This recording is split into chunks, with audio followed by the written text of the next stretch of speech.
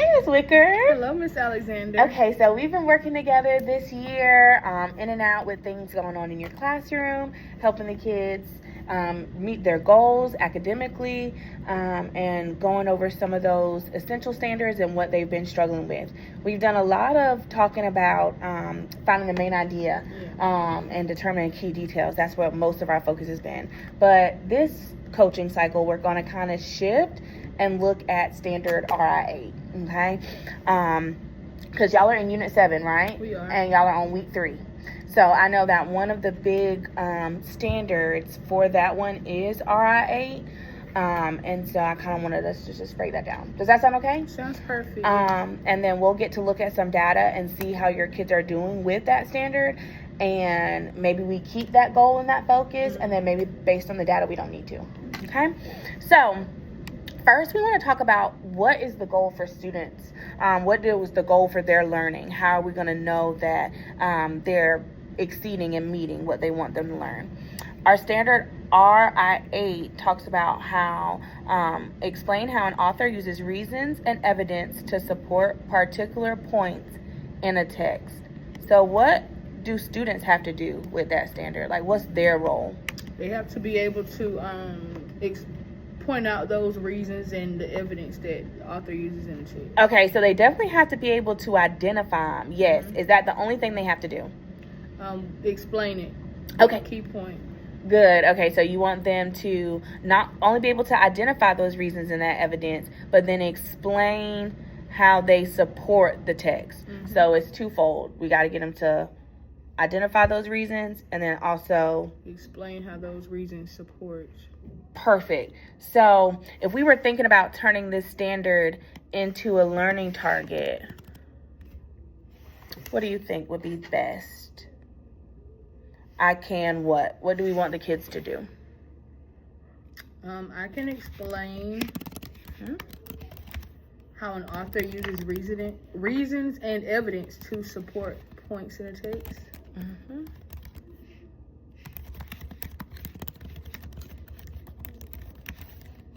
Is there any vocabulary that we feel like we would need to change to make more kid-friendly?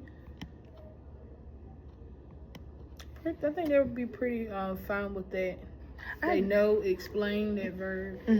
They know what reasons and evidence are. So I think they'll do pretty well with that. Yeah, and I think support is fine too. Okay, baseline data. Let's look through some baseline data. Okay, so we're going to break this up into students who are meeting, students who are exceeding, developing, and emerging. Okay, so our emerging students will be yours who are scoring in that red. Okay. 10. Okay, and then we'll have our developing will be the orange.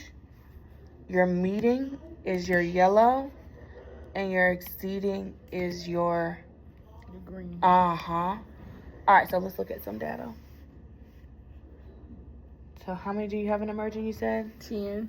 Okay. How many in developing? We have 5. Okay.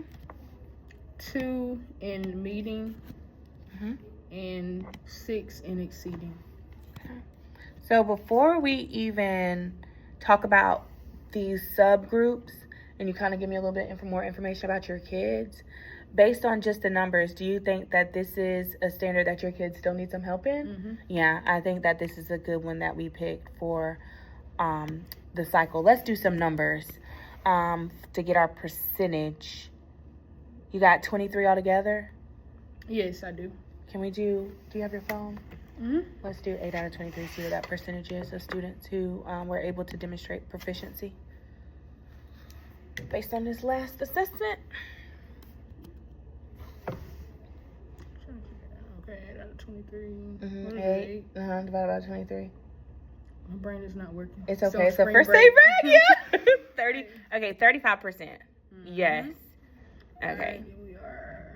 So what do we want our goal to be? Like, what do we feel like would be a reasonable goal for that to increase on this next weekly formative?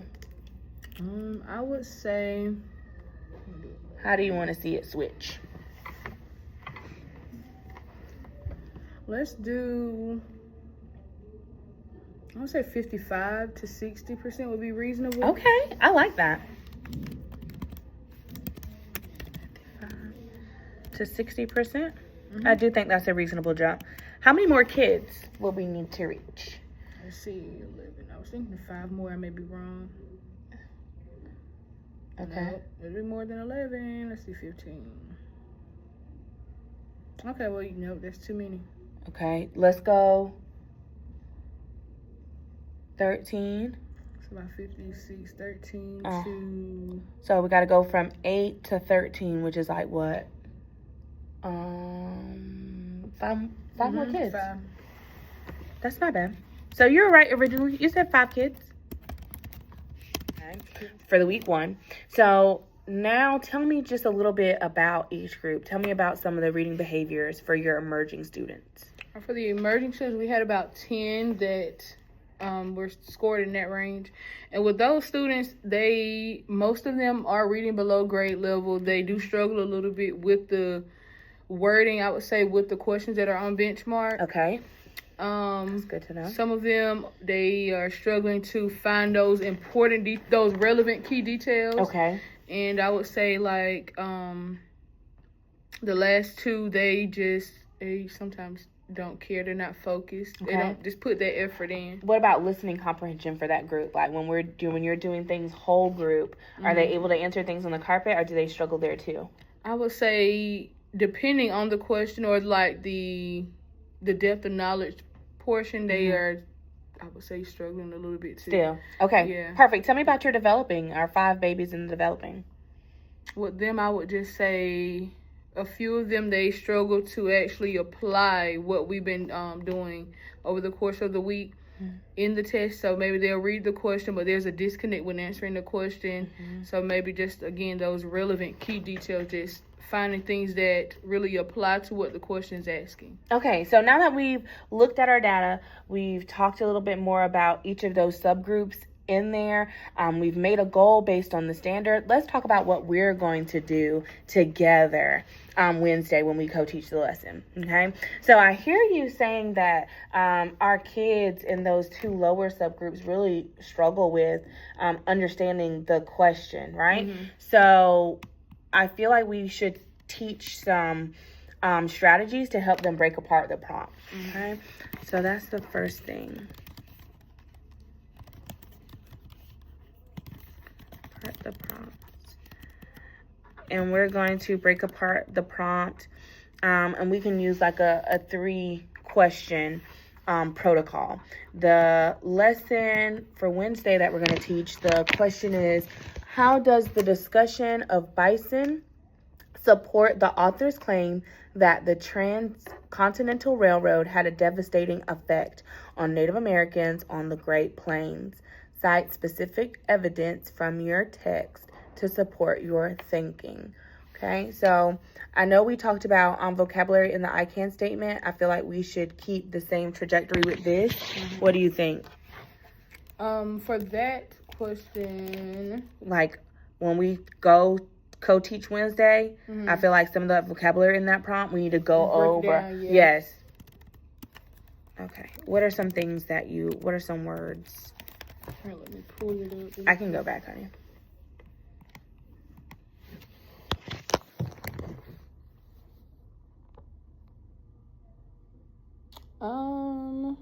The word devastating, we will definitely need to break that up a little bit for them. Do they have prior knowledge of the Transcontinental Railroad? Yes, that's the title of this unit. Okay. Our unit 7, so yes. Okay. Perfect. Devastating. Okay. And then after that, we'll break it apart into what does the prompt want us to do and how they want us to do it. So we're going to look at the what and the how. What and The how. What and how. Okay. So then after we break apart the prompt, we talk about the vocabulary, we talk about the what and the how. What do you think would be a good sequence next? Do we want to give partner time? Do we want to give independent time? Do we want to model? Because I know that this lesson is a constructive conversation, meaning that like you've already taught into this. So usually that's the time for them to kind of go at it independently, right? Yeah, that's how I usually always do my constructive response conversations. Okay. Before I let them turn and talk to a partner, I allow them time individually to go over the question and jot their own thoughts down before working with the partner. Okay, so we're going to have them jot thoughts independently, then work or discuss it with the partner. To answer the question, and we're going to focus on reasons and making sure we select the best reasons to support the point. Okay. So I could even see us doing something in the beginning before we go over the prompt and like talking about like make up one on our own, right? And have them sort reasons that support the point and reasons that don't support the point. Okay. Like something silly, you know, like whether they should have cell phones in school or whether we should shorten the school day, whether they should have 4 days. So I'm going to work on that. Then I'll get with you tomorrow and show it to you. And then we can kind of go through that with them and have them kind of sort the reasons that support and that point and sort the reasons that don't. Sounds good. How does that sound? Sounds good. Okay. Any other questions? No, not as of now. Okay, so all right, hey Ms. Wicker. Hey Ms. Alexander. Okay, so now we're back together for the post-conference. We got together Monday and did our pre-conference. We did a co-taught lesson Wednesday over a standard RI8. Which is the finding the reasons to support the author's specific point in a text. And then now we're going to get together and kind of talk about what we got from the students learning, like their formative, kind of what practices you've implemented since I've been with you, and just overall how it went. So Wednesday, we co-taught. Our passage was on the Transcontinental Railroad, right? Okay. How did that go? How'd you feel? With you there, it did go a whole lot smoother. I was more confident teaching. My students, they were more engaged because we did have a new face. And the way we broke it down, they were eager to participate. We had to calm a lot of them down with yelling out and everything. But no, they did really good. I was really proud of your kids. They did really good. They were finding that evidence. I could tell that your expectations are similar every day. You know, you can tell when somebody sticks to what they expect of their students. So they did really well. So since we co-taught that lesson Wednesday, I kind of modeled the strategy for breaking apart the prompt and answering the questions, things like that. We both walked around while the students were doing their constructive conversation and helped them, guide them as they found the evidence and things like that. And then I pulled everything back together at the end. Is there anything that you've implemented in your classroom that you've been using since I've been there Wednesday? I love when you model, like, breaking down the prompt, that constructive conversation prompt. Just having them, I think one word was reason, and you told them that their reason, that word means what, that why of what is going on in the text. So just being more clear for me, and then the teacher having that clarity, the students are able to get what you want out of the lesson. Ooh, I like that. Okay. Be more clear. Breaking apart the prompt. Yeah, and I mean, like, words that you would think that they already knew, just still, like the word discussion. I think you even said that means conversation. So just not skipping over words that I think they know, just going back and questioning them as we're working through it, just to make sure that they are where I think that they are. And checking that prior knowledge. Because sometimes, like you said, we would assume that they would know something, and then they get to doing it on their own. I'm like, okay, maybe you really maybe you don't. You really didn't know what that meant.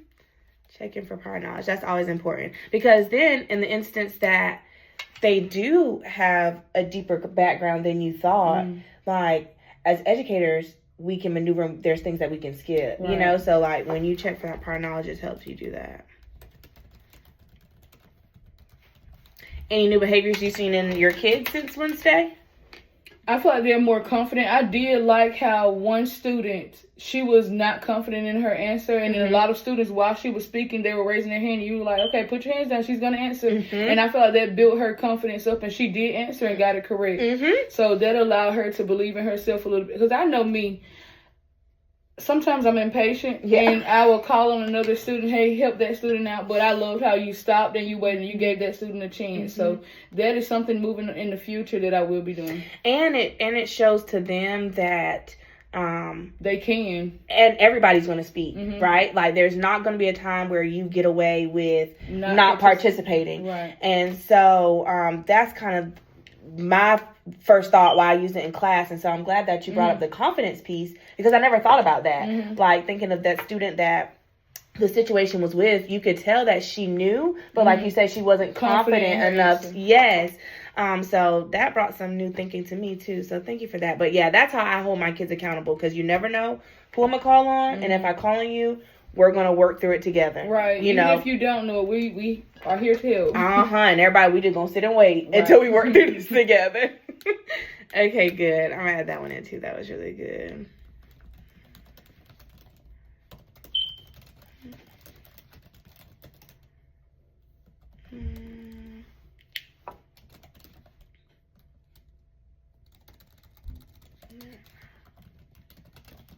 Okay, so let's look at the formatives. And you already graded them. Yeah. And you got our levels. I want to look through some of their responses. Okay, I wrote notes on a few of them. Okay. I didn't bring the actual That's okay. I remember the prompts. Okay, and then you got them grouped. Okay, good. So we can do some good work. And I loved how when you did the model constructive response piece, you were pulling directly from the passage, and I noticed that a lot of them actually did better quoting from the passage. And I was just gonna say, this sweetie right here, like, she got her sentence stem and all done, put it in quotes and all. That was really good. And the student I was speaking about with the building confidence, I think that, like, the way she worded it was pretty good. I mean, the answer wasn't, all the way there, but she had that structure piece together. A lot of them restated the question with her. That was really good. So that model was very strong. I think that's why I asked when we were together if you wrote things out for them, because I've noticed with my before, when I was teaching EIP and when I was teaching SPED and things like that, when I would have them, when we would build a response together and I would have them write what I would write, repeated repetition with that motor skill, like, it was something about it, that pattern, that helped them kind of pick up those same. And before I knew it, they would be doing certain things that I remember that I did in my writing based on that repetition. So that's why I asked that. So it's good that you also do that in your classroom with your kids. Okay, they did really good. They pulled good text evidence, and their reasons supported the question. Okay, I like your note here. It goes back to the model, like being specific when you were citing those text evidence.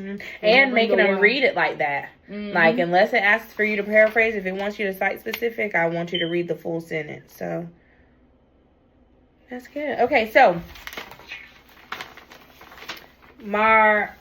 let's see. What are our numbers? So, in the beginning, we had 10 emerging, 5 developing, 2 meeting, and 6 acceding. Now, how many emerging do we have? We have 4 emerging students. Okay, so we went from 10 to 4. Really good. How many developing? Orange. Yeah, the color orange. That's 6 students. Okay, so we had 1 move up. We went from 5 to 6. So we'll figure out where they came from, whether they came from emerging and went up to developing. That's probably what happened. Okay. Meeting is 6 students. We went from 2 to 6. Very good. All right. And exceeding 7 students. All right. And we went from 6 to 7. Let's see if we met our goal. All right. 7 and 6. Did we say 13? I think it was 13 students. Because we wanted 55%. See if... Right, and that's 13. All right. We're looking for 13 23. I'm tripping. Oh my gosh. Okay. There you go. Okay. Yes, and our goal was 55 to 60%. So we went from 35% to 56%. Good job, Victor. That's awesome. Good job, Alexander. Yes, a team. Good job, team. Okay, so now thinking about our babies who are still in this emerging. And even the developing, because we always want to push them. Yes, and think about those children right on the cusp. So what are some things that you could continue to implement, some things maybe I could help you with, or something you would want to try to help those emerging students? I would say number one with them, maybe a smaller group setting. So even pulling this skill into small group, because I do think we were strong when we modeled, but because it was a whole group lesson, it would probably work better with them in small group. And in that small... Or sentence stems with them, especially my emerging students. That's a good one. And I was going to say, like, in that small group setting, you'll probably be able to work on the standard at their reading level, too.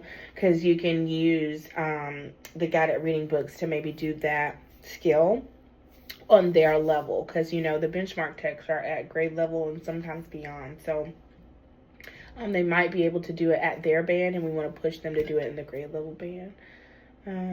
I like that. I like the smaller group. I like the sentence stems. Anything else?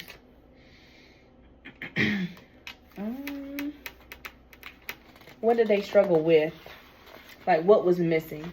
Was it the text evidence? Was it the structure? I would say relevant text evidence, because I noticed a few of these students, they would just go and find random details just to say they were getting it from the passage, but it wasn't aligned with what the question was asking. Okay, so then we can do some annotation help too. Okay. So I think those are really